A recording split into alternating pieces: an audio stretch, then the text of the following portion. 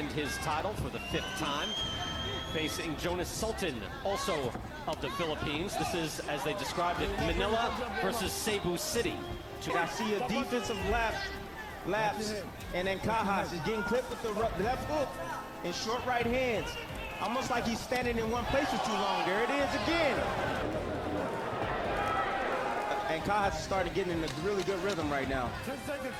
Yeah, Sultan's a dangerous fella. He's still dangerous and he's tough. See the technique. Yeah, it was you know, I mean, he won the fight, but nonetheless, you know, it wasn't the spectacular knockouts like he had against Israel Gonzalez, Jamie Collin, and it was his first time going the distance since Arroyo. Yeah.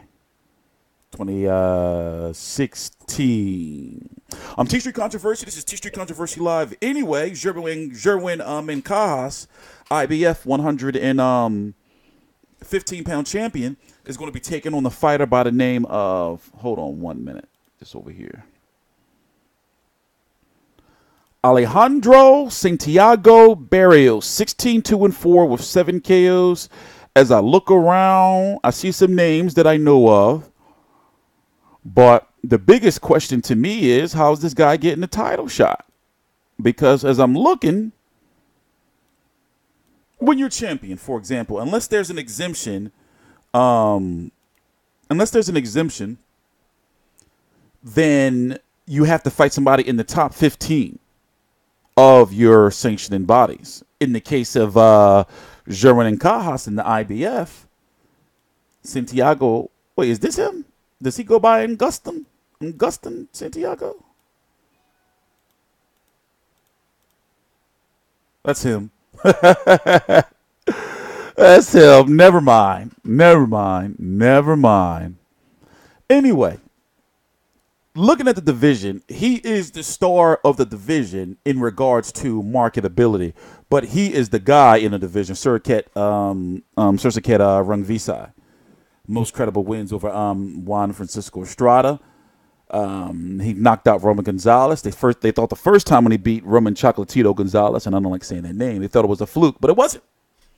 Knocked his ass out.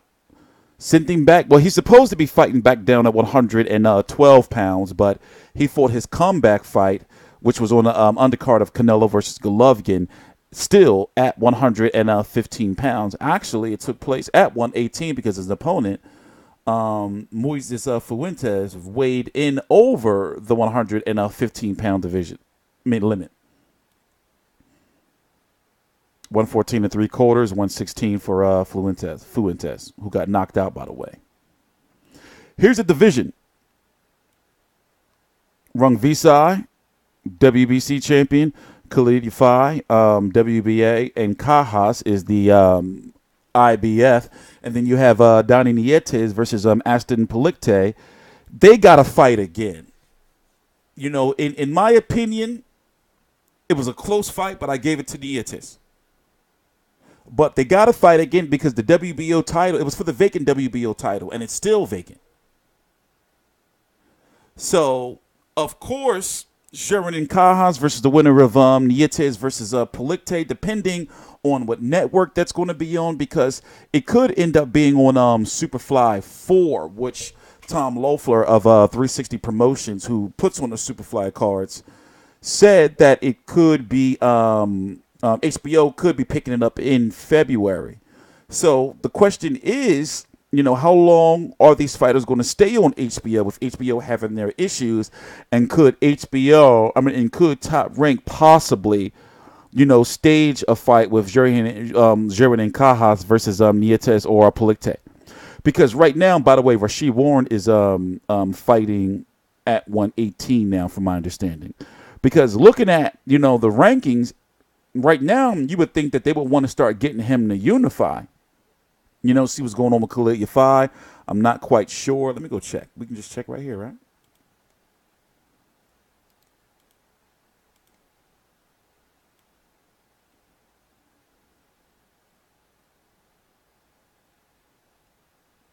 Yeah, we're not sure what he's going to be doing next. But Estrada, he's now once again the WBC mandatory for Rungvisai. Rungvisai, by the way, is fighting in October. He's been, racking up those couple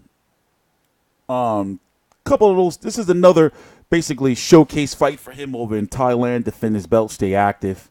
Aran Diaz. Back after over here, 3 fights, he became pretty much a boxing star here in the States among that 115-pound superfly division.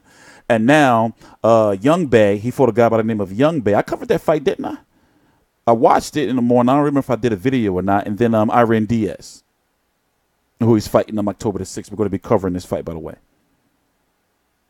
It's going to be interesting to see if ESPN maybe picks him up or Bob Arum picks him up or who he's, going to be promoted by over here in the States, if not on Superfly 3. So, yeah, that's pretty much it. We're still waiting for, even though it's fight week, for the undercard to be finalized. Let's see. Are they having a press conference? What happened? Let's see. The weigh-in is on Friday at 2 p.m. Eastern time. The press conference is tomorrow at 4 p.m. We may I may cover the press conference. This is ESPN Plus, by the way. Let me show you.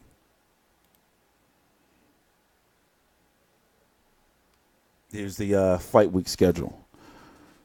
And then the undercards begin at 7 p.m. and then the main card at 10:30 p.m. Still haven't heard anything on the undercard. Let's see. Let's go through their feeds, see who's on the undercard. It's going to be José Uzcátegui versus Ezequiel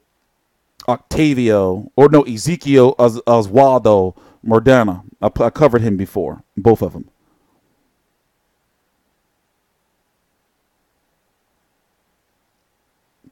Okay, we got Ancajas.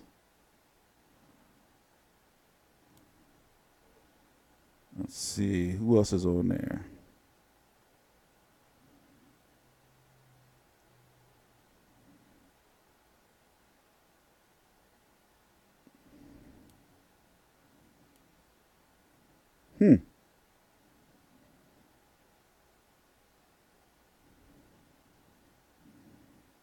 Okay, they got Genesis Savania. And if you look over here, Box Rack, they don't have who's, the other fighters that are listed. If you go to event, just have the 2 main fights. We'll see though. I'm going to be here fight night after the fight, covering the fight. Both of the co-feature and the main event. Also, busy week is on boxing. As I said, you got Jorge Linares fighting this weekend. You got Victor Ortiz, John Molina fighting. You got Groves versus Smith. A lot of fights. TstreeT Controversy. This is TstreeT Controversy Live. Please subscribe.